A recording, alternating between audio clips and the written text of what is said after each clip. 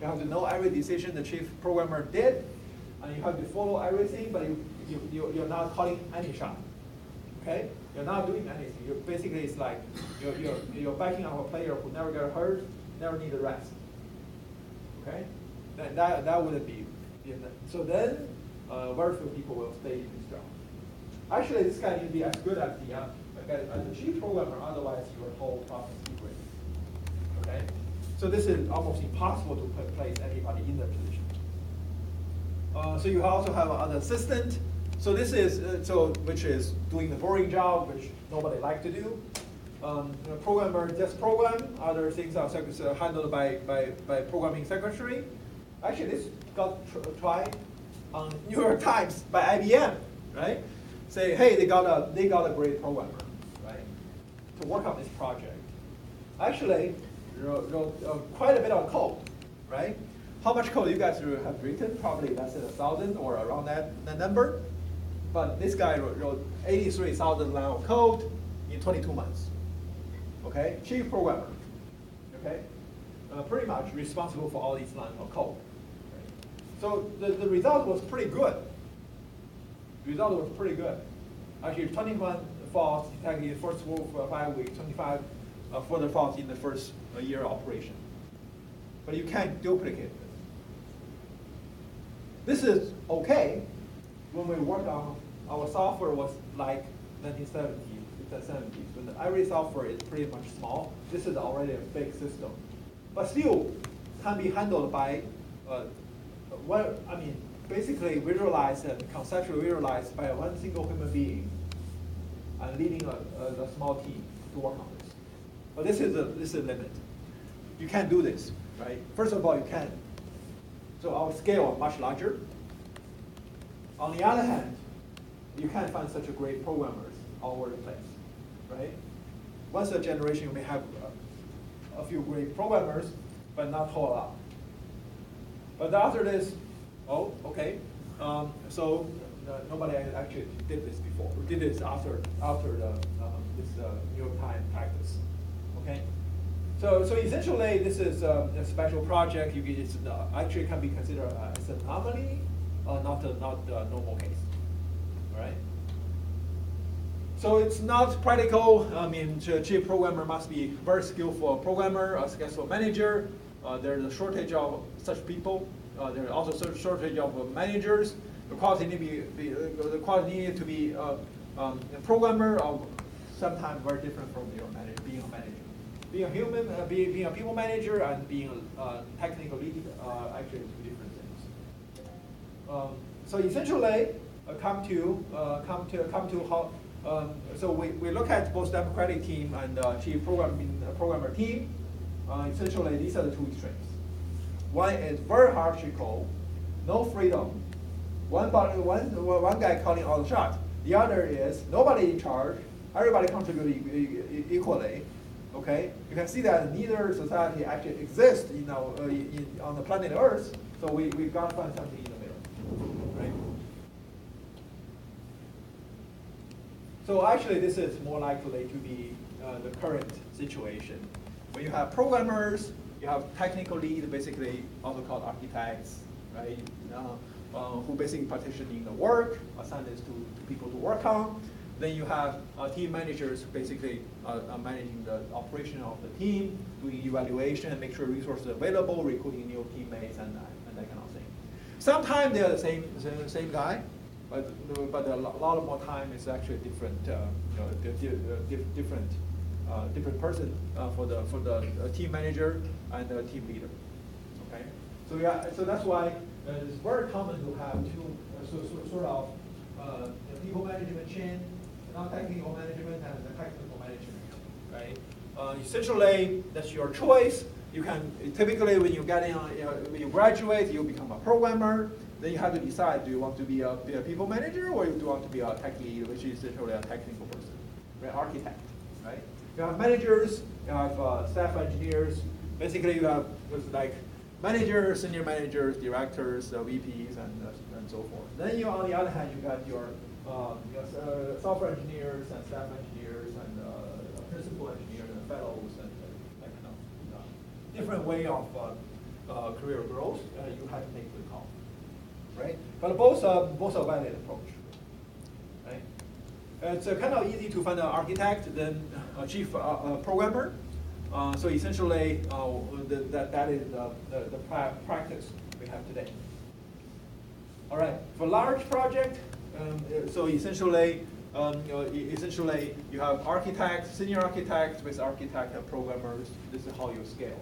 So essentially, higher level architect partition bigger work, a small architect responsible for smaller piece of work, and programmer responsible for certain features or modules, right? So this is how we work today. Okay, so it's actually a compromise between chief architect approach and democratic team. It's not quite democratic. It's not quite chief programmer. So it's certainly you have communication, you have freedom of communication within the programmer rank. However, for instance, you have unless you are working on the interface, you don't have to talk to the other guys in the different separate module, and that communication goes to your team architect and they interface each other for large project. All right, then so this is more likely to be true. So on the same level, immediate group, you have a lot of communication, function more like a democratic team, agile processes and so forth. On this level too, but if you are going to interface with a different team, then you actually go through your architect and they interface on that level. Okay, so this is more reflective of the kind of team you'll be working in moving into your first job. You may be slotted into this at the beginning, then gradually you'll move up the hierarchy as you get more experience. Right? So on this level, basically you'll have stand-up meetings every day, pair programming, code review sessions, a lot of communication happening in your immediate group. That's why increasingly people like to have the immediate group situated together, which is essentially in the same office, right? Then you have your team lead, and they may be in the same location, or they may not be in the same location with each other. But typically, on the higher level communication and the technical skill level, they should be able to function pretty well, even remotely. You may have this in New York, this in Portland and Seattle, and they can work well together. But the architect and the immediate team of that architect, I mean, certainly now the trend is to get them located together. So about 10 years ago, the trend was actually driving everybody apart. Everybody will be on virtual working stations. Basically, you go home and work from your home. And gradually, that's proven to be something that's not very good. And now we are going back to the immediate team actually located approach. Right? So this is more reflective of the current project hierarchy that you will see in industry practice. Right? On the same level, immediate team, lots of communications, lots of meetings, code reviews, pair programmings, stand-up meetings, and so forth, Slack channels. Right? So the higher level, you have direct communication with your architect, which is clear responsibility. The architect on their level, they have their own close communication and so forth. You have different level architect as you scale up the project. This is essentially the food chain in our software industry today. All right. So let's look at a practical approach people have used before in structuring team. So this synchronized and stable team was practiced by Microsoft for years. I mean, since their formation in the 70s all the way to probably to 2004, 2005, this was their approach, right? So essentially, produce product that sells 3 or 4 sequential build. A small parallel team, 3 to 8 programmers, 3 to 8 testers in parallel. Or give the overall task specification. They design the task as they wish. They come back and try to put it together. Okay. So this is essentially you use you see the team data synchronized and individual component in the team actually work together. So this is actually for smaller product, it works reasonably well. As the product gets bigger and bigger, this product, this approach just doesn't work, right? mainly because the complexity involved and also the also interfacing of different modules. Actually, if you delay the problem discovery too late until your synchronization point, that's actually going to make it really hard to fix when you try to stabilize the product. So the programmer had to the time and entering code in the data code base. So essentially for the synchronization of the code. So it doesn't work for every company. Not working anymore for Microsoft. They stopped doing this for the last 10 years, moving to more agile approach. So this is essentially I think there are probably some people still practice this, but more likely going to be in smaller startup companies. Right? Everybody trying to get something done without paying too much attention to the processes at this point. So once they get larger, it wouldn't work. So more of us are actually moving towards agile processes. So in terms of pair programming, this actually encourage collective ownership, sharing of knowledge, mentorship of young programmers by senior programmers.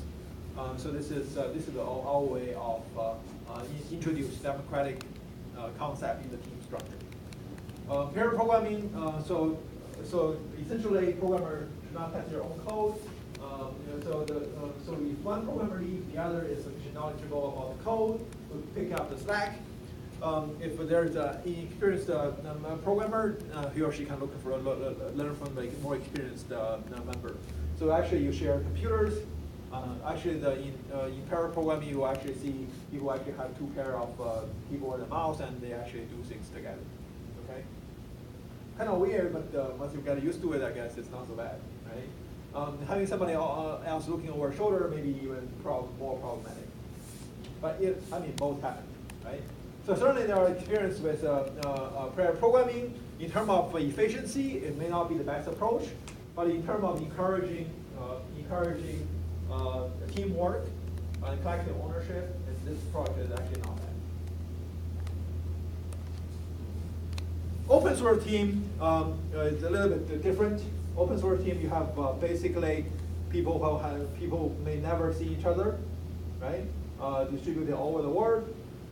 So essentially, staffed by people of unpaid volunteer, which is getting increasingly not true. Actually, all the major products are actually supported by people who got paid by major companies, essentially. Actually, you can make a living, got paid by Intel, by Microsoft, by Google, but working on the open source project, right? For instance, Intel has 1,000 people here in Hillsboro, basically doing that.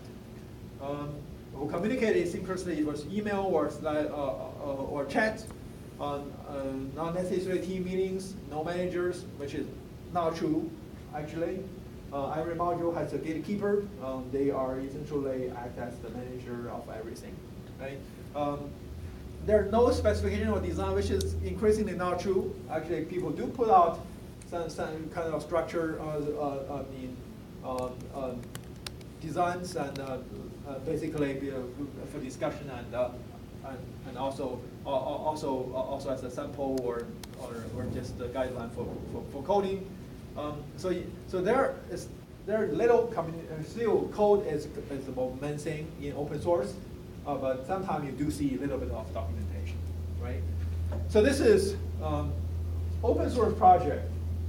You may say, oh, open source project is a great way to do it. Actually, probably 99.99% of open source projects never go anywhere, right? So this is definitely a very long tail business. You have probably the top 100 project which receive probably a lot of attention, but once you go beyond that, other projects basically just going to die off by time.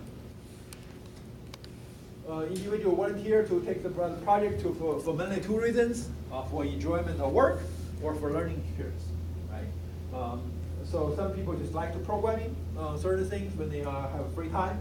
Some people may like you or want to get known in the open source community. For instance, if you can successfully check in code, your code got admitted by well-known open source project, guess what? You got hired. Job offer going to come to you. Okay, that's why people do try to work in open source project for that reason. It's hard, not easy, right? So essentially, how to actually keep a stable open source team is very challenging. Very challenging. People tend to come here and say, "Oh, I'm so pumped up. I want to work on something," and then a day later they disappear. Right? I mean, only when you are really motivated by something, either by money or other things that you get in return, you can stay around. Otherwise, you disappear. Right? So this is definitely ability to show track record of being able to work with open source project, being able to actually contribute to open source project. It's definitely a huge plus on your resume. Although it's nowadays it's harder, much harder because for instance, to check in any code into Linux kernel, it's doable. If a student in my lab do that all the time, but they have been working on their PhD for 5 or 6 years, right? So just the amount of time they put in it is definitely not something easy to quantify.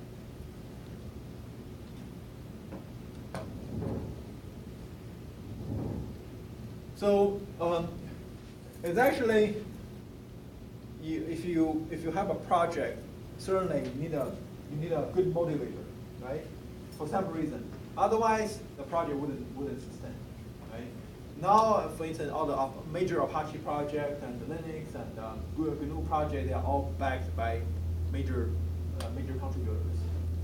So money is one thing, and the ability to get it up in the hierarchy is another motivation. So you got to have a strong motivation to succeed in open source. I mean, if you, for instance, people are greedy, they got motivated to work on blockchains, right? You have so many blockchain software, and so these, because they are, directly linked to money, so that's actually a fairly good motivator. That's why you have so many open source projects around blockchains. Some got sort of successful and you got money. Some just die off quickly within a day or two or a few weeks. Open source projects succeed nature of the product.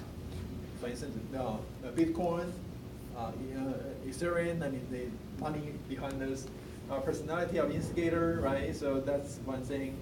Talented of the member of core group, Linux is a great example. Still the same group of people basically running the show. It's very, very hard to crack that hierarchy.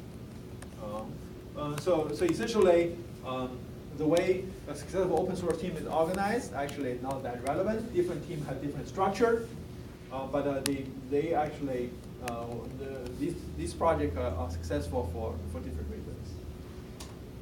All right, so I'm going to skip this. Picking the right team approach is very difficult, right? This is something you can only do by practice. Okay, so here this lecture is just informational. Make sure you know the extremes of team structures and where we are settling in right now. Basically, agile processes and hierarchical tech lead approach is the standard in practice. Open source is not actually a team organization. Open source is a kind of software product if you want to make it. So different open source team have different project have different team structures, no uniform ones, right? So in this case, previous experience actually is a key thing. So you are likely going to be practicing some sort of agile processes, more likely to be Scrum in your future projects, in your capsule, definitely so. In your other class project, very likely going to be a more democratic team when you work on a team project, right? So then you got into the thing like, okay, we have 4 people on the team, but actually 2 are free riders. right? So that could actually causing a lot of grief. Okay, so that's a democratic team, right? So it's bound to happen. So essentially, for picking the right team, you got to be doing it. Get your own, get your own take on this. You may actually, if you find a team structure you like the best, which is also one key reason why people switch jobs, right? They don't like the team they were in, they switch to a different team, they feel happy, then here they go, right? So that's it. So pretty much, research on this is very spotty. This is not something you can count on to go to a scientific community and get a publication and read it and you got an idea. It doesn't work that way. There's a lot of humans exactly in it. So not really the focus of our discipline. Team, I mean, we have a whole department called Engineering Technology Management, basically dedicated to this. So certainly, if you want to learn more, they're definitely a better solution. All right, so that's all about teams. The goal is to get you familiar with all these things that you may run into in practice. What exactly team structure you will be in. To be honest, for your first job, you don't have a choice. You get in the key team, the structure pretty much all set up. You will be playing in that structure. Once you become more experienced, you have seen the success and failure of practical teams. Then you actually form your own opinion and the like and dislike about different teams. Then you are probably going to be able to set up your own team, use a different team structure. More likely today you'll be in a team running the Scrum process anyway, which you are going to practice in your capstone project. So you'll be prepared. Okay, it's not like we'll throw you out cold. You have no team experience at all. I mean, in your capstone project, you will definitely get a huge dose of Scrum teams, like it or not.